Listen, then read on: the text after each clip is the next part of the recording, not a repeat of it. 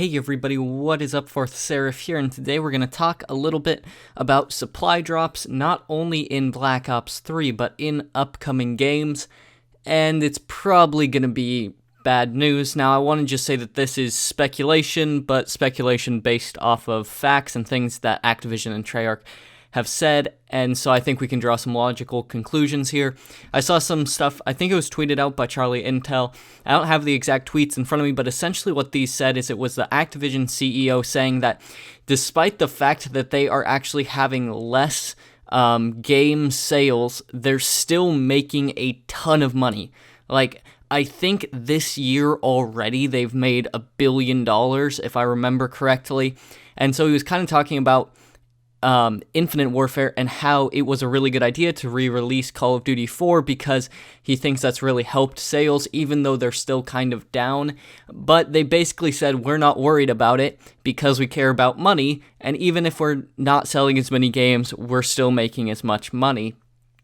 So essentially what he is saying is that it doesn't matter how many games they sell because their loyal fans will go out and they'll buy supply drops through just any game, and they will make a ton of money from that, and so they don't need to sell as many games, because if they still make the total amount that they want, it doesn't really matter where it comes from. And despite the fact that this is terrible business thinking, because at some point, some fans aren't going to be wanting to spend hundreds of dollars game after game after game. It's the same thing. Once you're already invested in a game like Black Ops 3, and you've, say, gotten most of the weapons already, when new ones come out, you're more likely to spend money. But in Infinite Warfare, if there's a black market blackout again, then everyone would be more likely to go along with it. Because if no one has the weapons in Infinite Warfare, then it doesn't really make me want it. But if everyone's already buying the weapons, then that makes me want to buy it too. So this is kind of bad planning on their part. It would be better to sell more games to make a game more appealing and just sell a ton of copies. That's how Activision got its success, by making great games like Call of Duty 4 that broke all sorts of records with how many copies it sold. And this is scary for the consumer too, for everyone who likes Call of Duty, because I don't have hundreds of dollars to spend on Call of Duty games. That's why I don't do gameplays of the new weapons when they come out, because I never get them. Up until this point, I think I've only gotten 2 ranged weapons. I think I've only gotten the MX Grand and the FFAR. I don't think I have any of the other ones. Now, I do have quite a few of the melee weapons, but those are essentially reskins of the combat knife. And I really am not in a place where, in Infinite Warfare, whether it's good or whether it's terrible, I'm not in a place where I am going to pay for weapons ever.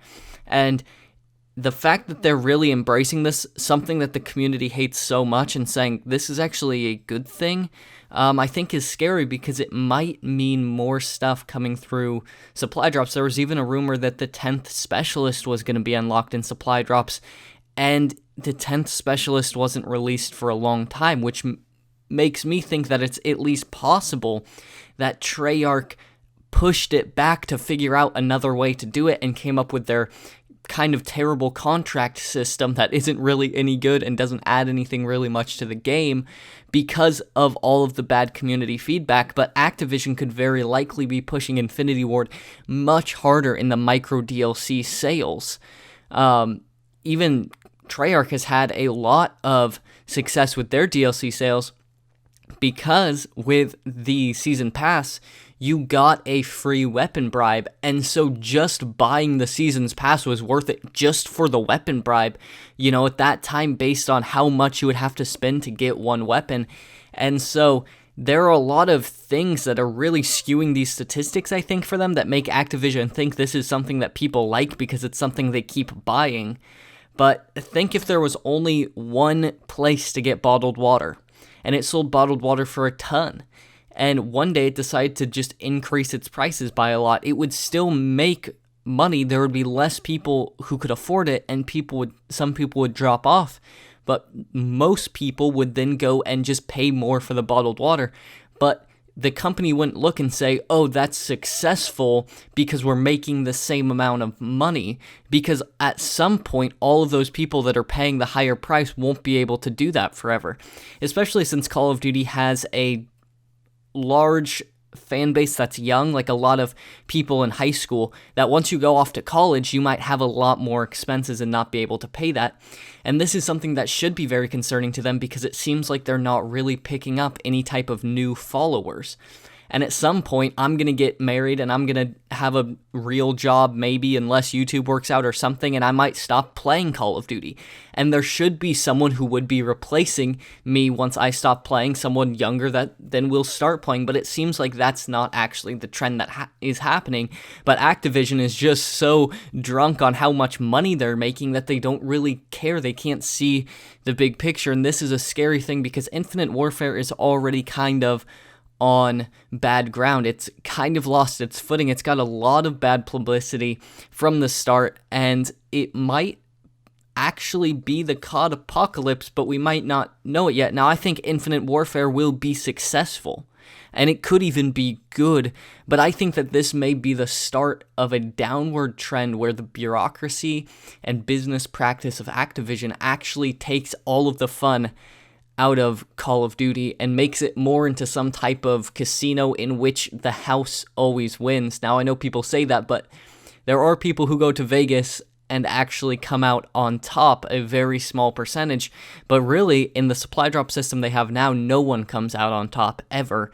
And so this is a system that is terrible, and that's why so many people have spoken out about it, black market blackout and all of these things.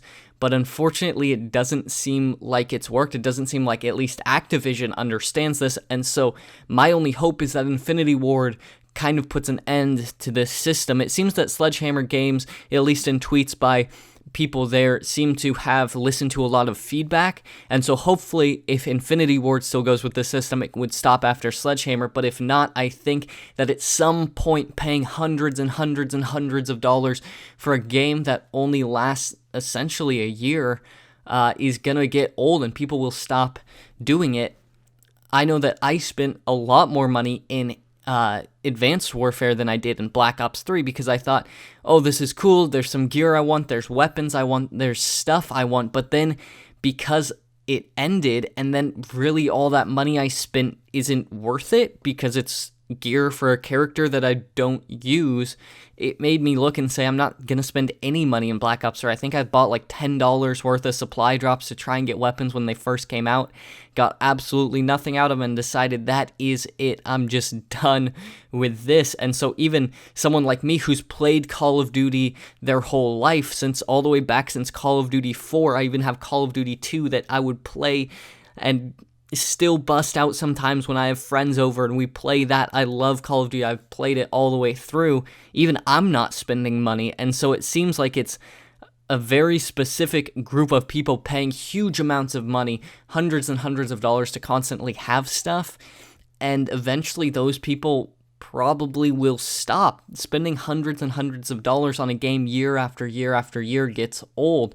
A lot of people spent a lot of money on something like CSGO, but that's not going anywhere, and you play that for years and years and years, and the stuff actually has value to it, so it's not something invaluable. None of the weapons in Black Ops 3 have any value to anyone else but the person who bought them, because there's nothing you can do with them, no trading system or anything like that. And so I think that this could be very bad news for future Call of Duties if Activision doesn't understand that this isn't a system that people like. But it seems like from the way that they're communicating that this is a system that will stay until the community just decides to completely cut it off and stop paying, and they have to focus on actually selling more games to make their money.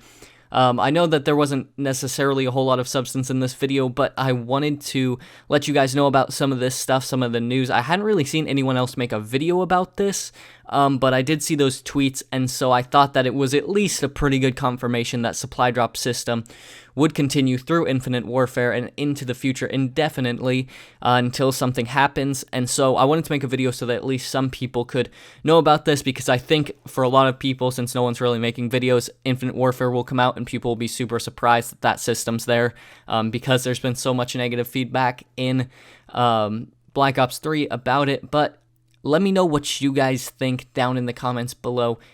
Is there any good to the supply drop system? What would you do to improve it? Would you like it to just be aesthetic items? Would you like it to not exist at all? What do you guys think? I'd love to hear your feedback. And like always, make sure to subscribe, hit the thumbs up button, leave a comment, share the video, all that good stuff.